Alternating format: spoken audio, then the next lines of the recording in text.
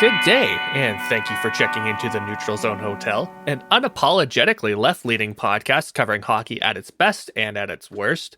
I will be your concierge for the day, and my name is Trevor. My pronouns are he, him, the hometown of Vancouver Canucks fan. Don't have much else to say this week, unfortunately.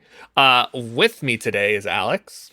Hello, my name is Alex. My pronouns are she, her, and I am a fan of the Pittsburgh Penguins. And Benjamin. Hey folks, it's Benjamin. Fan of the Montreal Canadiens and the Ottawa Charge. And I just want to congratulate the other people on this call because our coach didn't get fired this week. High fives all around. The week's not over yet. And we'll talk about that, I suppose. I can't wait because, we record a couple of days before it releases. I can't wait for one of them to get fired in the next couple of days. And also we just get a quick little cut in here saying, by the way, this coach actually got fired. This information is now out of date. Unlike some prior weeks this year, it's been actually a very busy week for news. There's a lot of stuff that happened, especially on the day of recording, which is kind of nice. But we are going to kick off with the PWHL because we got some really exciting news. One that we've talked about a little bit beforehand, but it is almost fully official. The PWHL Takeover Tour 2024-2025, see, just 2025, has been mostly released. 8 of the 9 dates have been announced, including locations and teams. Starting off on Sunday, January 5th at Climate Pledge Arena in Seattle. Shout out to SJ. Will be Montreal as the away team against Boston. A few days later, in Wednesday, January 8th at Rogers Arena in Vancouver. Woo! Montreal at Toronto. January 12th, Sunday in Denver, Colorado. Montreal at Minnesota. January 19th, another Sunday at the Videotron Center in Quebec City. Ottawa at Montreal. Another Sunday, February 23rd, the KeyBank Center in Buffalo. Boston at New York. Finally, Montreal can take a break. March 7th, Friday, Lenovo Center, Raleigh, North Carolina. Ottawa at Minnesota. Sunday, March 16th at Little Caesars Arena in Detroit will be Minnesota at New York. And the last of our announcements, March 29th, a Saturday, at Enterprise Center in St. Louis, Ottawa at Boston. First things first, if I may, Swish, I called St. Louis a couple weeks ago. Thoughts? What are you surprised at? What are you not surprised at? Do we have speculation on what this third unannounced Canadian date's going to be? Well, nothing says it's going to be a Canadian date. They said that there would be 6 American, 3 Canadian. Okay. And there's only 2 Canadians so far. Okay, so first of all, I think that it makes sense. Obviously, they're sending Montreal on tour out west to start. They have 3 games in 7 days at 3 Western arenas, and I think that makes a lot of sense. Montreal is the team, if you're trying to sell the league, that you want to lead off with. They've got the big superstar. They've got a lot going on. They're sending Boston, Toronto, and Minnesota. So you've got the 2 finalists from last year and the regular season champion. So it's pretty clear that they're expecting a lot of eyeballs on the first 3 games. And I would imagine that everyone was told they're only going to get so many away games at this. And probably the only reason Montreal gets the extra one compared to everybody else is that Quebec City game is going to be essentially a home game for Montreal. Mm-hmm. As for the last one, I figure there's only really 2 possibilities. It's either Halifax or Winnipeg. That date for Halifax is very close to the rivalry series date, which I think makes Halifax less likely. So Winnipeg, I mean, maybe London, but I doubt it. And it could be Calgary or Edmonton, but again, I don't strongly feel towards those teams. Or those cities.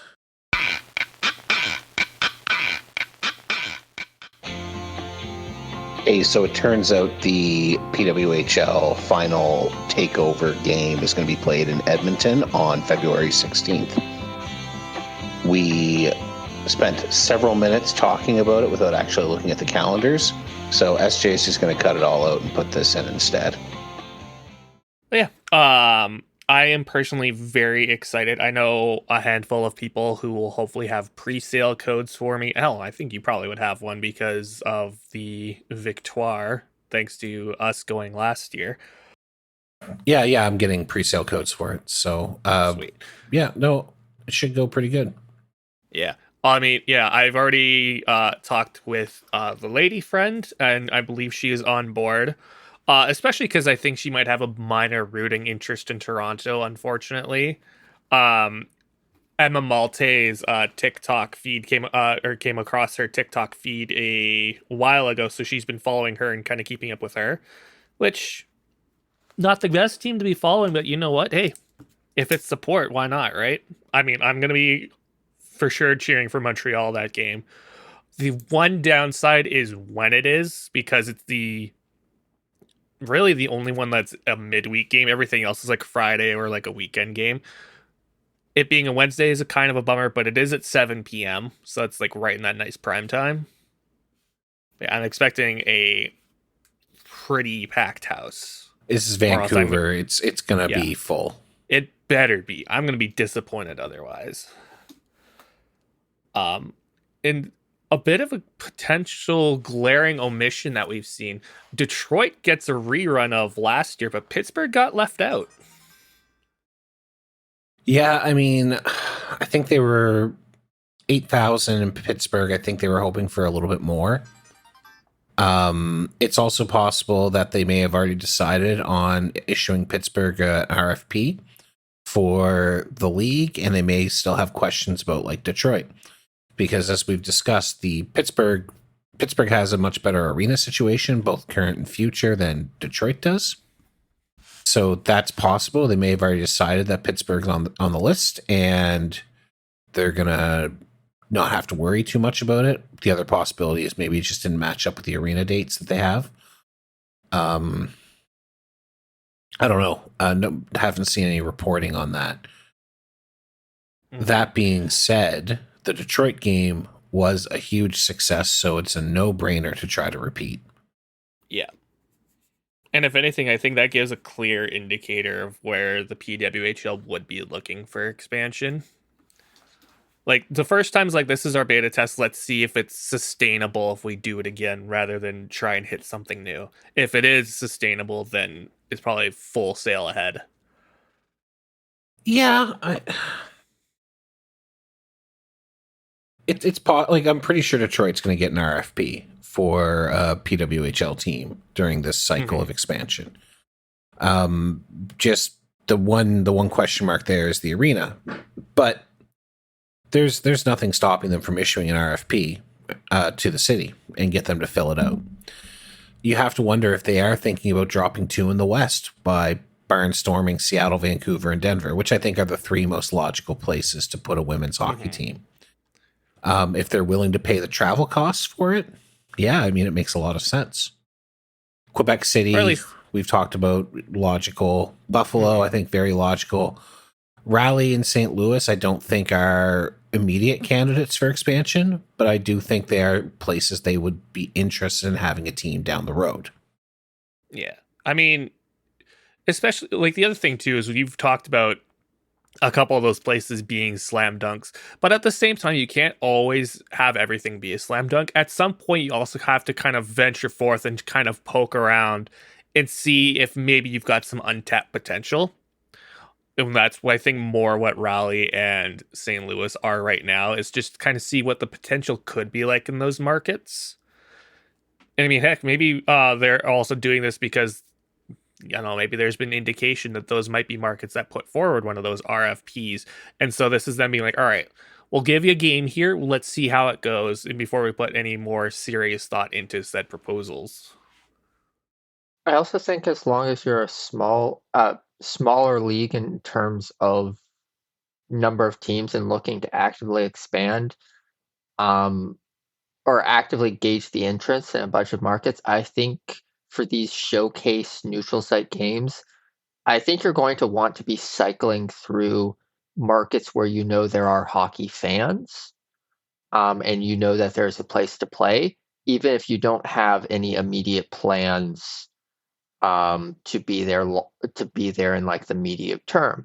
Like if you're the PWHL over the next few years, you probably want to try and get a big game in Philadelphia. You probably want to try and get a big game in Los Angeles, Dallas, DC. yeah, places where there's teams and there's hockey fans, but because it's out of that pretty small footprint of non-NHL high-level hockey in the States, there hasn't been as much of a push to have games there.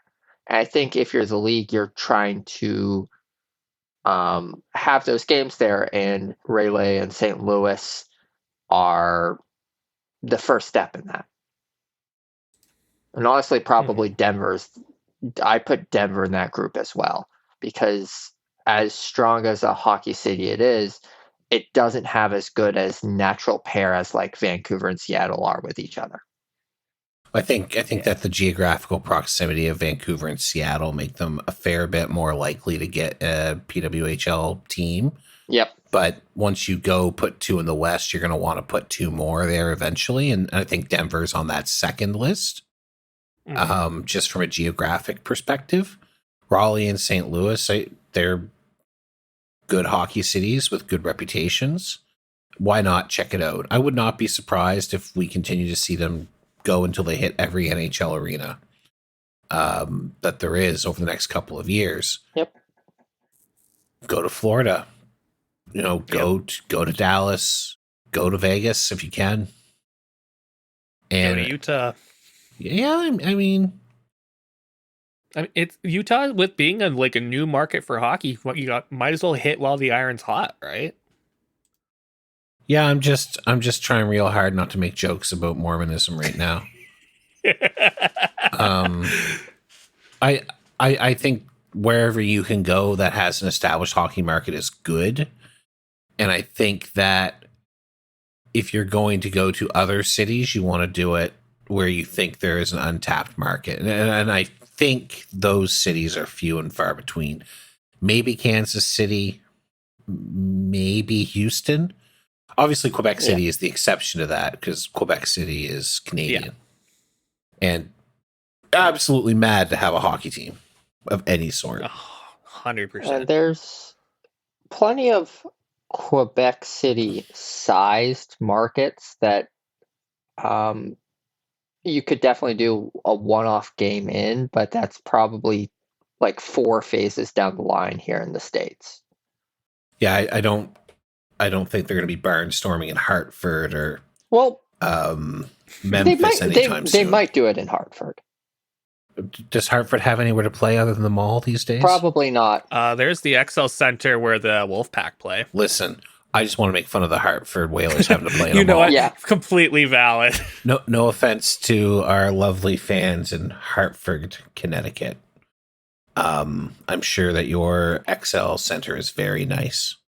Listen, I think what they should do is that as soon as they get to that third wave of expansion, they're granting teams to Raleigh and St. Louis.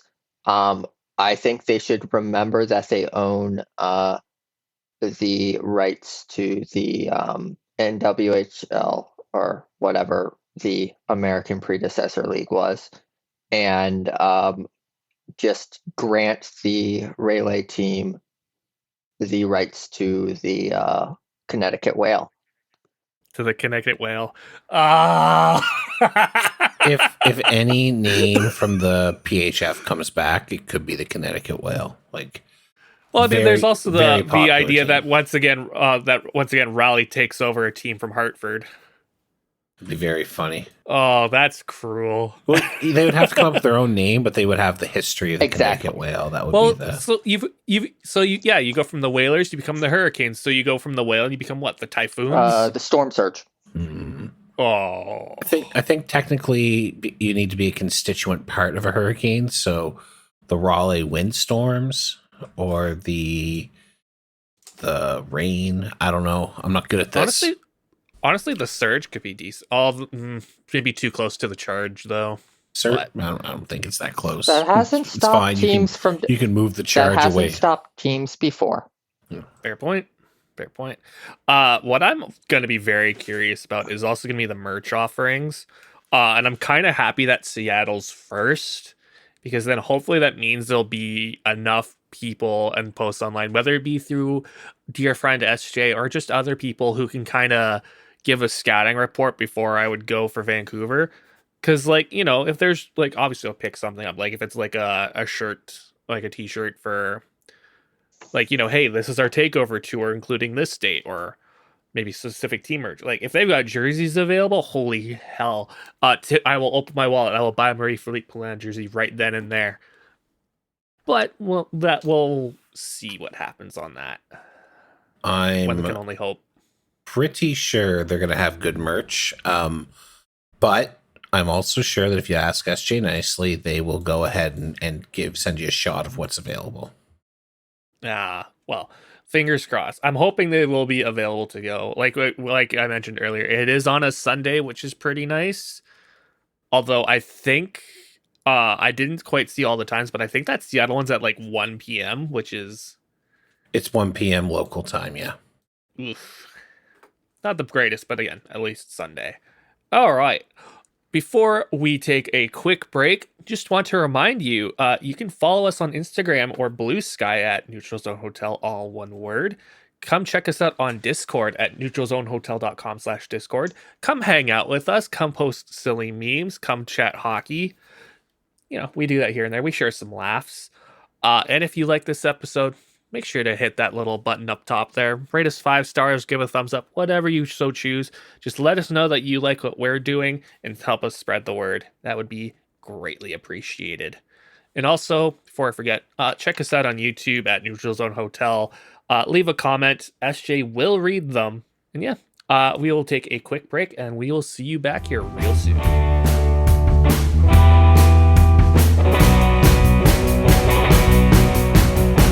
All right, we are back. As said on the top of the show, it's been a busy week for news. We're going to start off with what was probably the most talked about incident over the weekend, and that was the Ryan Reaves hit on Darnell Nurse in the Toronto versus Edmonton game. Oh boy, like I've seen my share of headshots recently. I'm a Canucks fan. I saw the hit on Besser by Tanner Jeannot. Holy smokes! Okay? Do y'all know that GIF of when Drew Brees of the New Orleans Saints gets hit and his neck kind of stretches out, and then they have like the bit afterwards where his like neck's like super elongated, looks kind of funny. I'm surprised that's not Darnell Nurse right now. Holy smokes, his head went flying like off to the side there. It was gnarly. Yeah, it was a clear blindside hit to the head, drove the visor into his cheek and opened him up pretty good. And you could tell the moment he was down that he was in significant distress. Ryan Reaves was immediately ejected from the game, and you could tell he felt bad about it.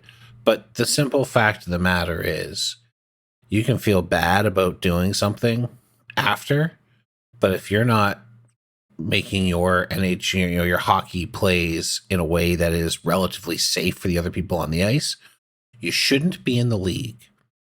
So he got 5 games from Department of Player Safety, which does seem to be kind of the soft cap right now.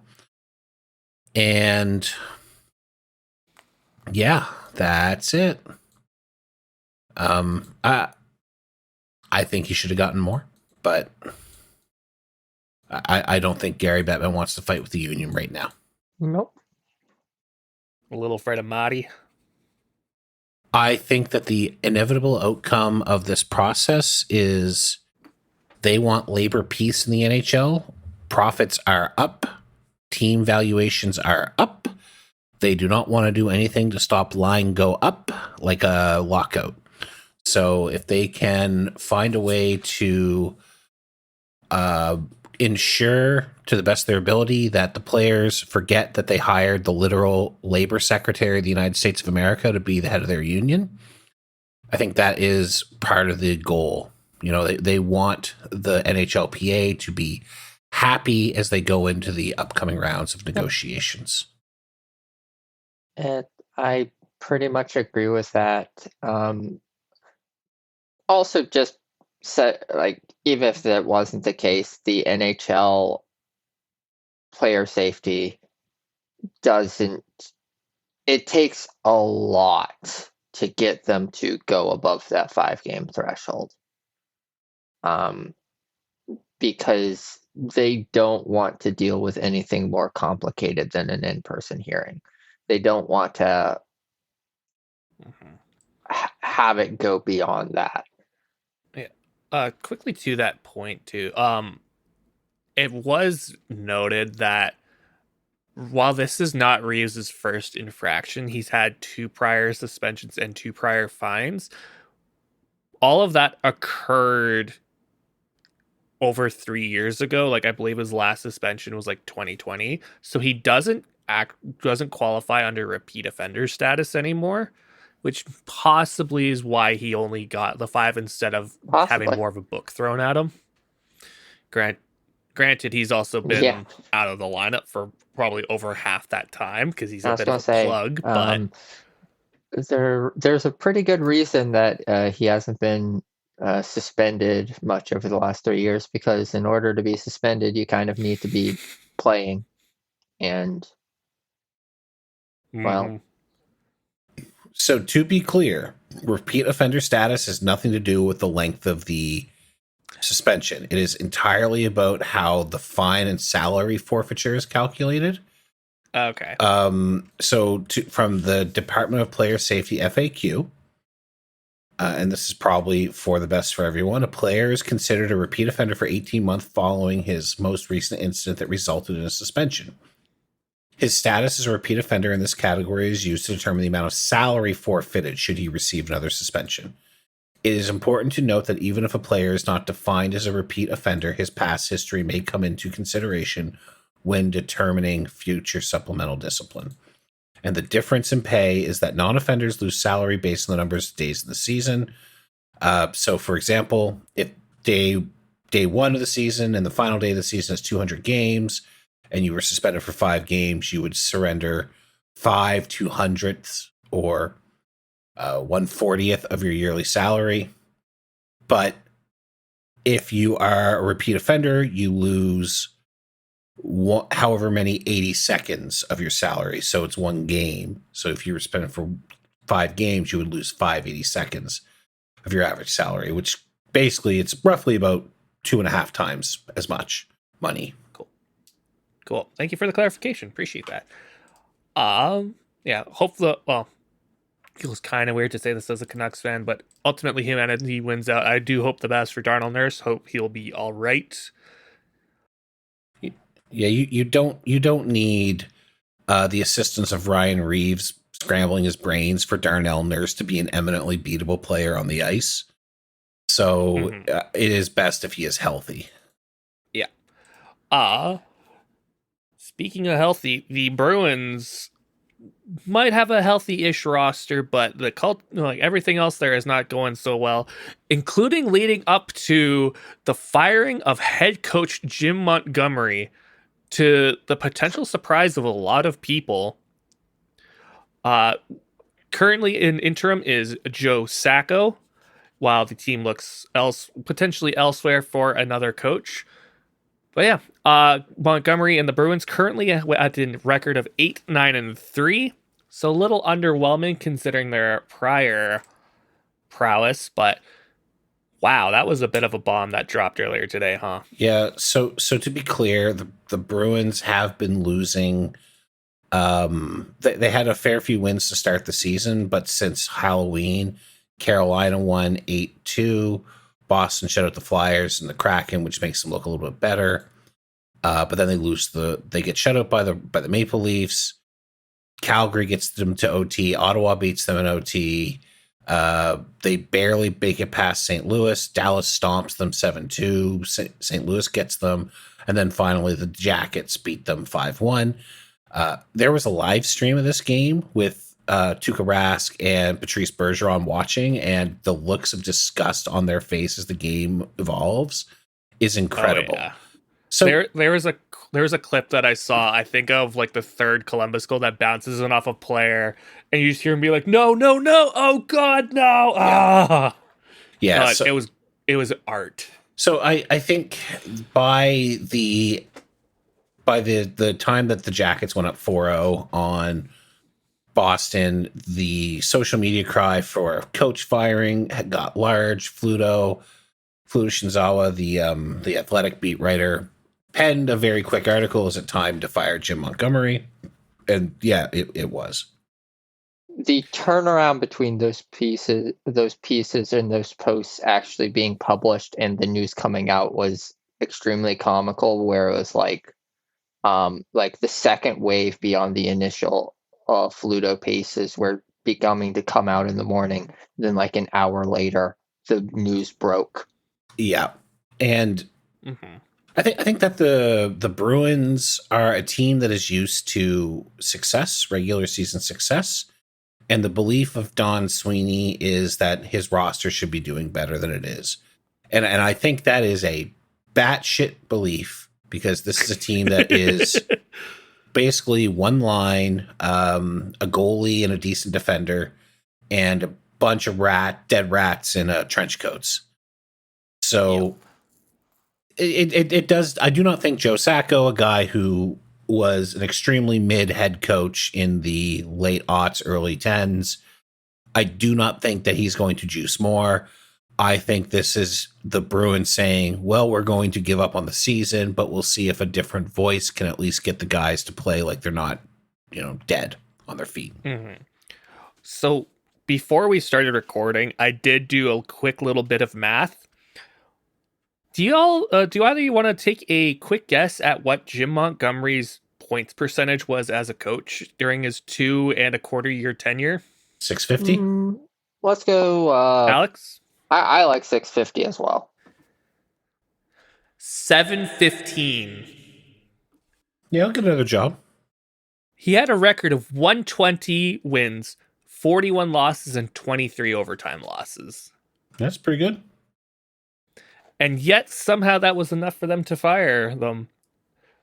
Which, to be fair, I know a lot of fan bases are now probably salivating at the idea of getting Jim Montgomery.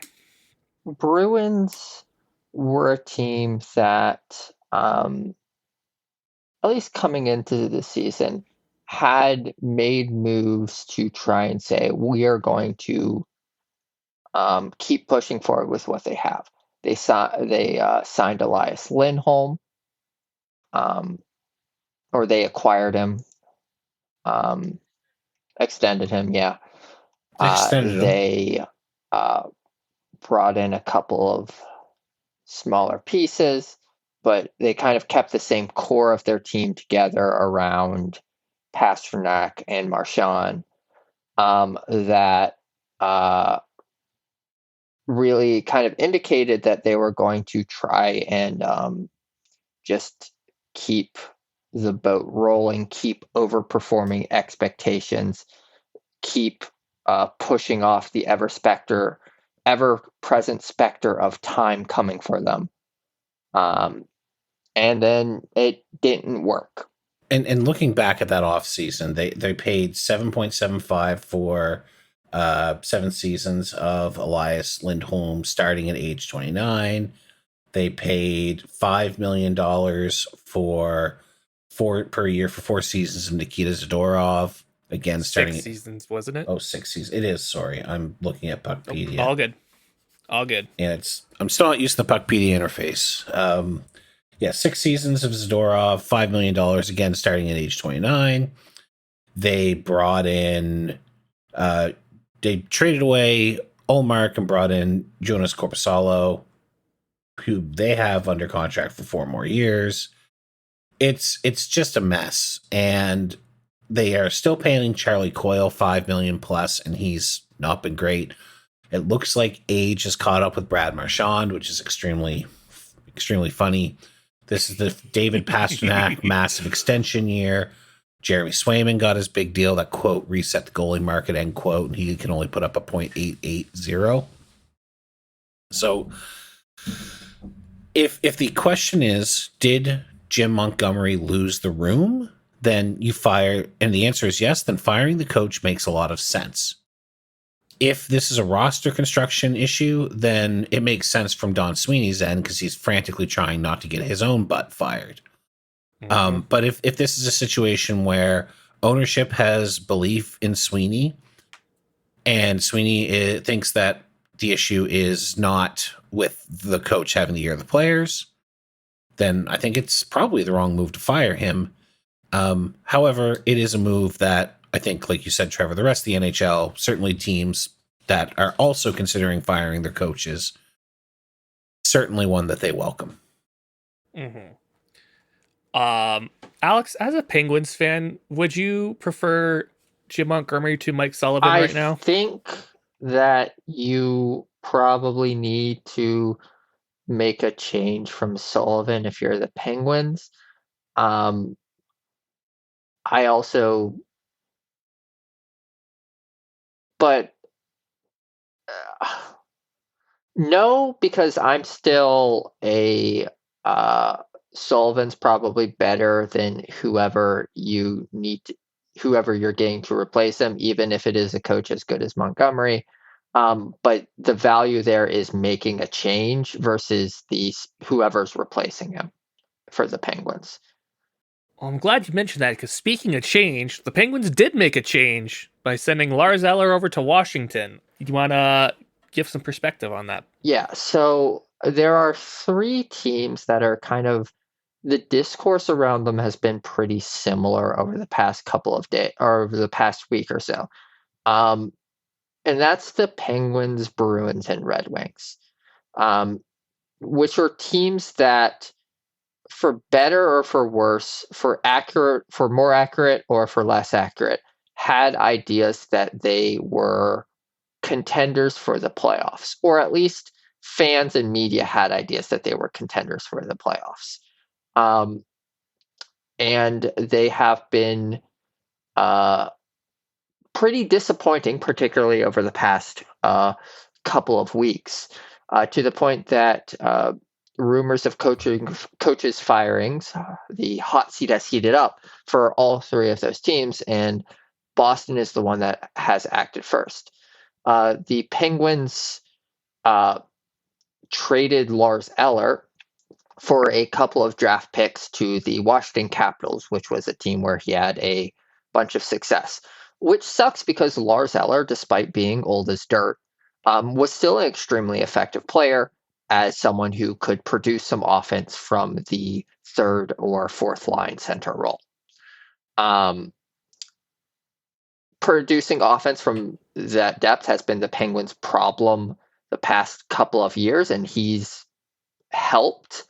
But it's not really the Penguins' problem this year.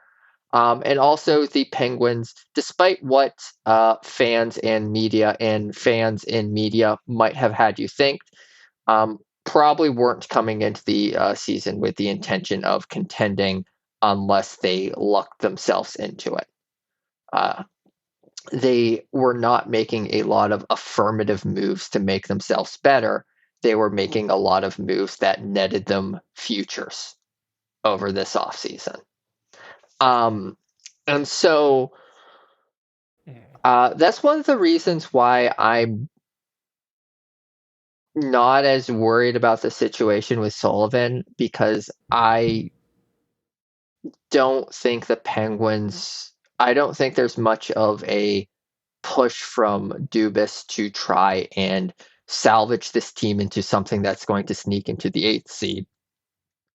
I think that he is going to deal with the cards that he has dealt himself.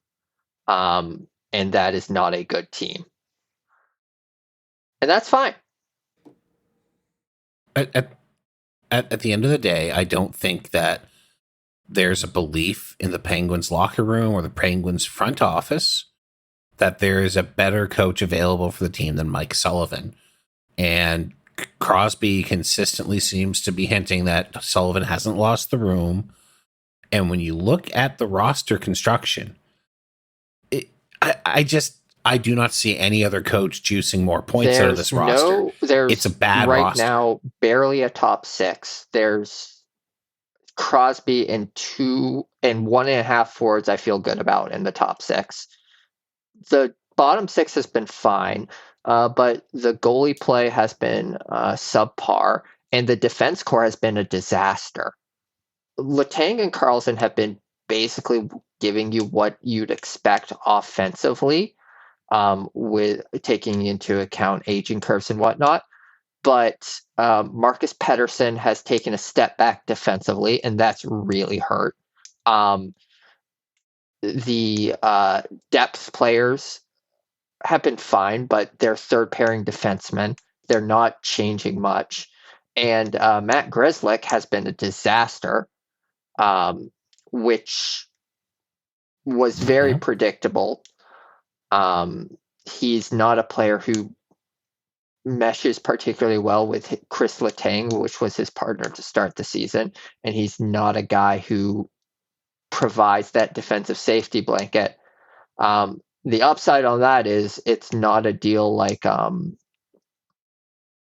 other guy who's a disaster for the Penguins defense, whose name I'm blanking on right now because I don't have the roster in front of me. Graves. Yeah. Letang. No, it's Graves. It's not a situation like Ryan Graves where if you're the Penguins, you're stuck with Ryan Graves' contract for another 5 years. This is only a 1-year deal. And that's the big difference between like coming into this season and coming into last season.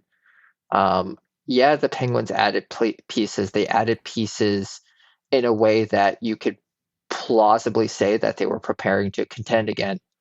But none of the pieces that they added are going to be a real mark on the future of the franchise. They're not going to have long-term impacts if they don't work out in the way that the Graves deal is, in a way that I still think the Karlsson deal was a good deal. But it hasn't worked out the way that we wanted it to. And because of that had a cost in terms of not having futures. Yeah, it sucks. Being a fan of a team that is on the downward side of a losing cycle sucks.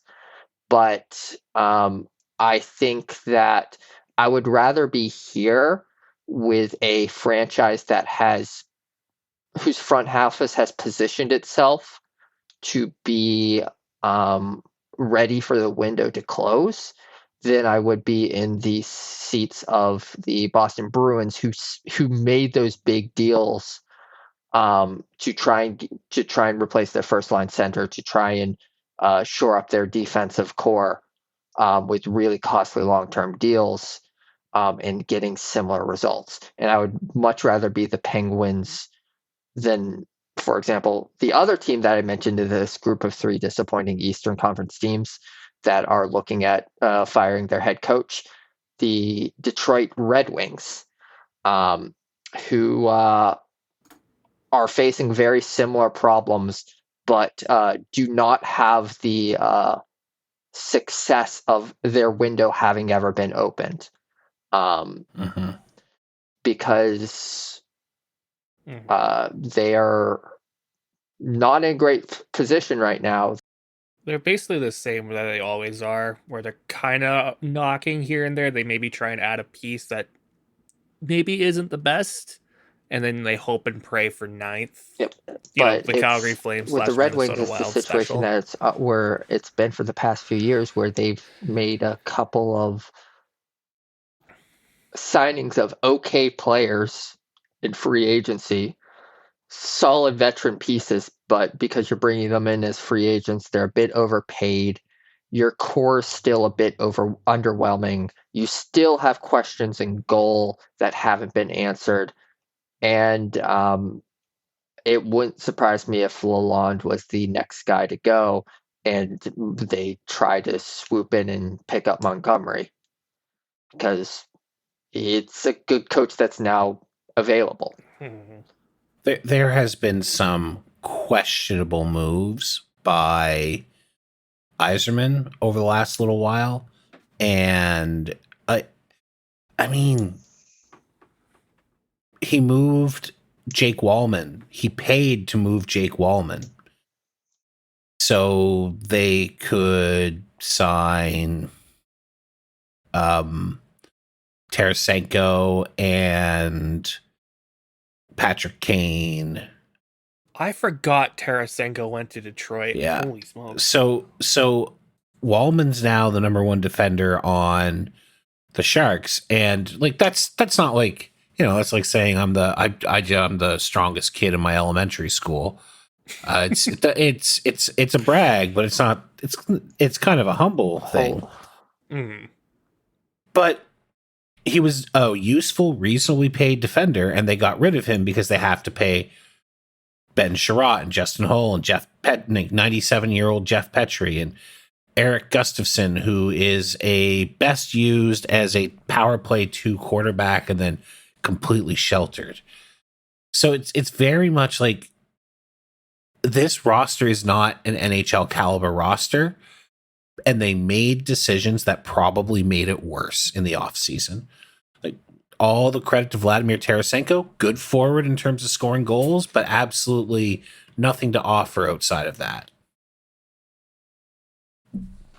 That and the nebulous rings and rooms. So again, I asked myself this question. Do I think that a different coach can get more out of this team? Maybe a little bit. I think there's more room here than in Pittsburgh. But, buddy, this friggin' team stinks. And I am sorry. To see JT Comper or Andrew Kopp does not do it for me. The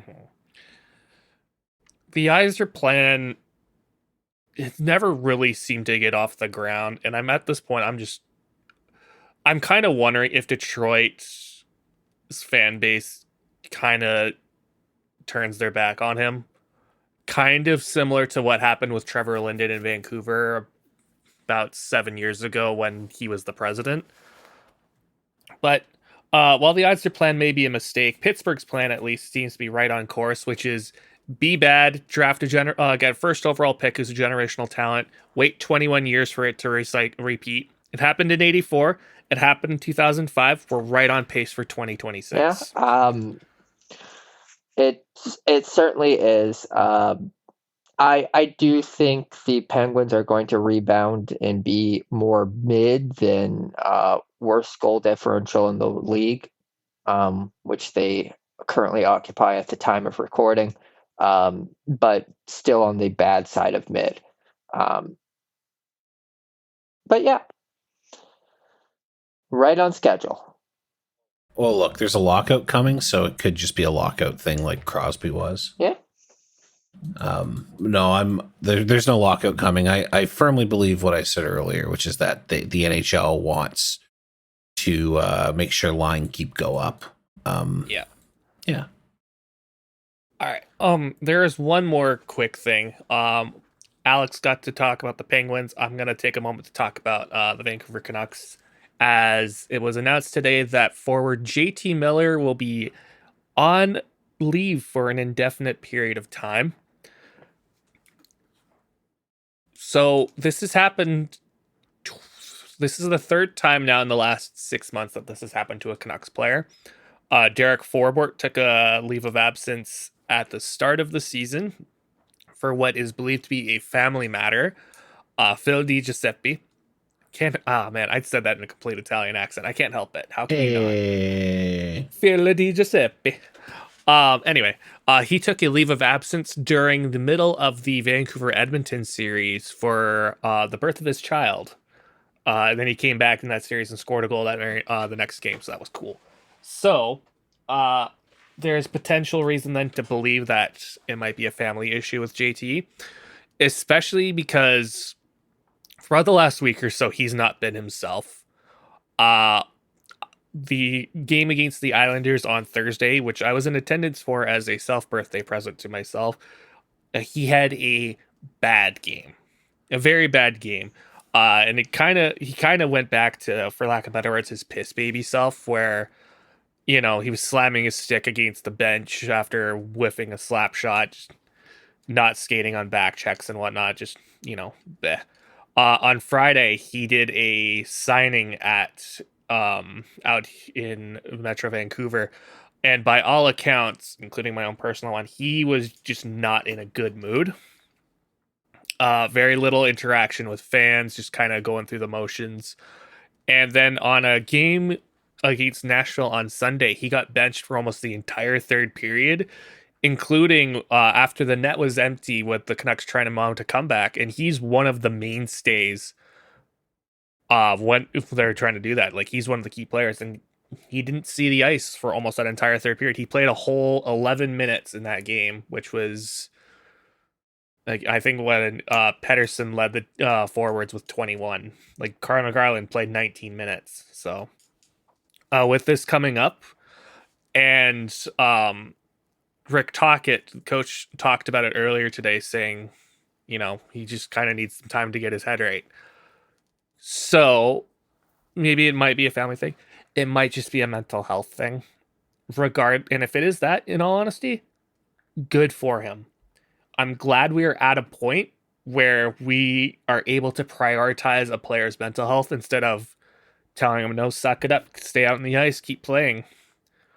And maybe it's also just an injury thing, because there's been a lot of speculation here that he's been playing hurt since about game 3 or 4 this season.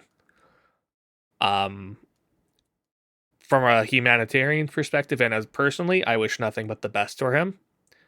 As a fan, I get a little more worried because now 3 of our 5 best players are now off the roster for the foreseeable future, but still. Yeah, I think the NHL has been slowly evolving into a place where players can prioritize their mental health, and that's a good thing.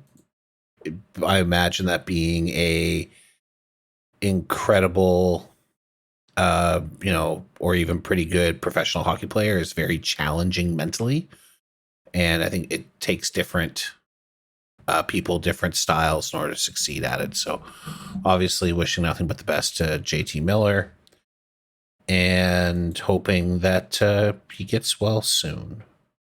Mm-hmm. I think I can't wait for similar discourse to erupt as the last time that he was in his emotional states, where everyone starts fan casting a trade to the Penguins.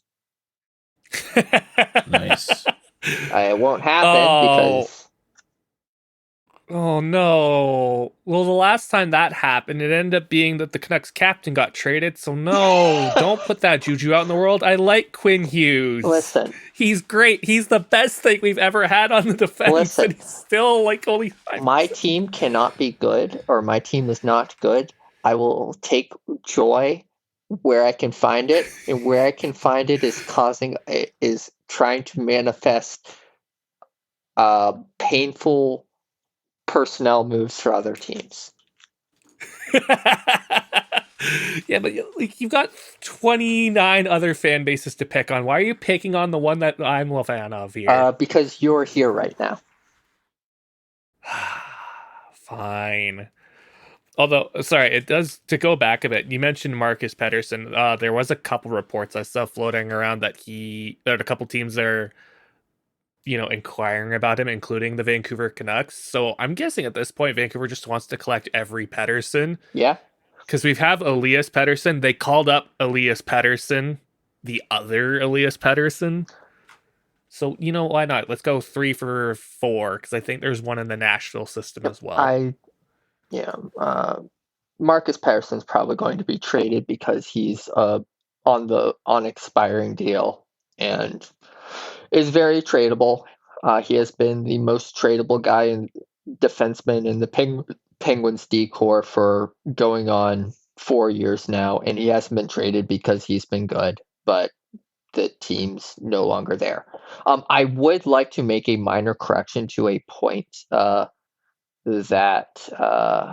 Benjamin said earlier, where he described Wallman as the number one defenseman for the San Jose Sharks. At least going off of 5v5 ice time, he is not. The number one defenseman for the San Jose Sharks is, of course, Cody Ceci. It's close, though, isn't it? Not really. Or, yeah. Are you going by absolute time, or are you going by time per game? Time per game. Yeah. I mean, I think he's anchoring the power play. Yeah. I think is probably better. If Cody Ceci is anchoring the power play, then specifically even strength time per game was what I was looking at. Fold the franchise of Cody Ceci as your number one power play quarterback. Absolutely. Oh boy. Thank you for that laugh. I needed that. That was great.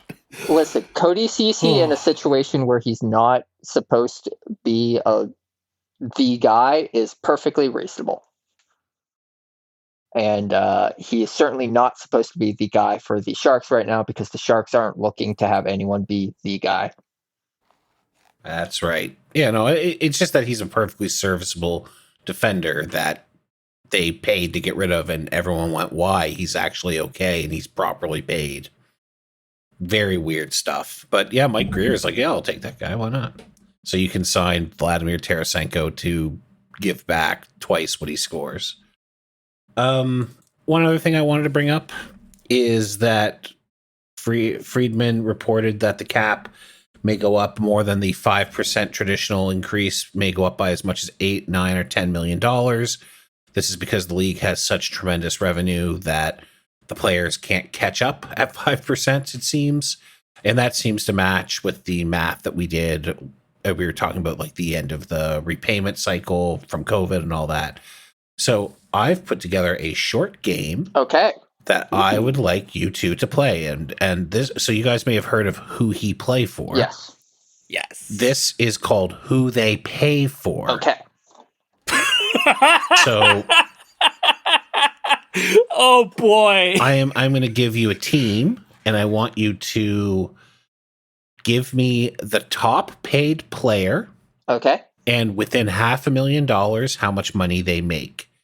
This is not next year, so the answer, we're not doing the Oilers, because everyone knows the Oilers is Connor McDavid until next year. Then it's Leon Draisaitl until the year after. Then it's Connor McDavid again. This is current contracts this year. It is average value. It is not salary, because I didn't have time to do salary, but I might do salary later because I think it'd be very funny.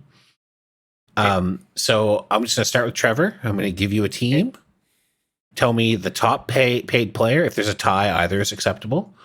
And within $500,000, how much they pay for him. So who does the St. Louis Blues pay for? Man, that is a good question, because like I'm gonna be honest, I don't know much about that team. Is it like Colton Parayko at 7.1? It is not. Alex, do you want to steal? Robert Thomas at 10.5. It is Robert Thomas. You get 1 point. Damn it. He only makes 8.125 though. Yeah. Huh. Honestly, respectable deal. He's a good player. All right, here's your team. Alex. Yes. Who the New Jersey Devils pay for? Who the New Jersey Devils pay for? There's a cat who I believe my mic has picked up. Okay. I did hear it. This year? This year. Okay. Right now. Yeah. So I am not remembering how exactly, because I think Hughes is still on a relative discount deal. I'm just going to go ahead and say Hughes at 10.5. I'm just going to keep throwing out that. Jack Hughes makes $8 million, and it's not the answer. Okay. Trevor, do you want to steal? Is it Timo Meier at 9.5? It is not Timo Meyer. Timo Meyer makes really? 8.8. Is it Dougie? It is Dougie Hamilton. He makes $9 million that he can go spend on museums anywhere he wants. All right. Alex is up 1-0. Trevor, it's your second team. So tell me, who the Buffalo Sabres pay for? Oh no, Darlene's extension doesn't kick in. Wait, does Darlene? Did that kick in this year? Or is that for next year? I think it's this year. Is it Darlene at 10? It's Darlene, but it's not 10. Alex, do you want to try to guess? 11. It is 11, so I'll give you a point for that. Darlene at 11. Nice. Alex, nicely done. Who the Florida Panthers pay for? Who the Florida Panthers pay for? Is it still Bobrovsky at 10.5? It's Bobrovsky and Barkov at 10. So you're within half, so I will give you 2 points. Okay. All right. Nice. Trevor. Yep. Who the Montreal Canadiens pay for? Oh, boy. Who do they pay for? Oh, is it Suzuki at like 8.175? It is not. You're very close on the number. Suzuki's at 787. But I knew it was it's not Suzuki. Alex, who the Montreal Canadiens pay for?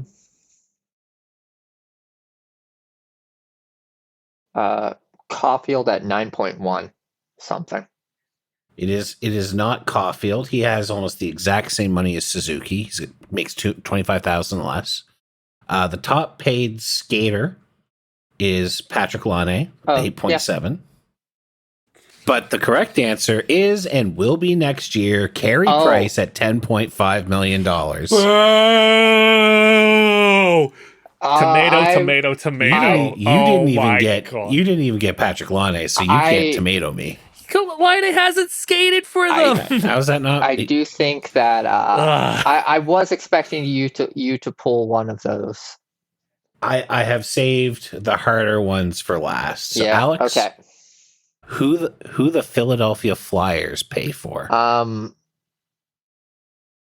It like when I opened the Flyers page, I just looked at it and went, holy crap, they are spending a lot of money on a lot of people. They should. Oh, this is dire. Let's go for comedy. Rasmus Ristolainen at 10. Oh boy, it's not. But he's making $5.1 million, and he's been okay this year. But yeah, Trevor, you want to steal? Who do you think who they pay for? Oh boy, who's hurt? I don't think this person is hurt. Okay. No, he would have just been bought out. I was about to say Ryan Johansson, but I think he's technically been bought out now. No, Ryan Johansson had his contract terminated. Yeah. He's not even on the cap. Cam Atkinson got bought out. Oh, okay, that's what it was, yeah. Because I know Johansson, I think, had a decent-sized contract. Is it then just Couturier at like 7? It's Couturier at 7.75, so give Trevor a point. Dang it, Trevor, so close. This is your last team. Okay. Tell me, who the Utah Hockey Club pay for?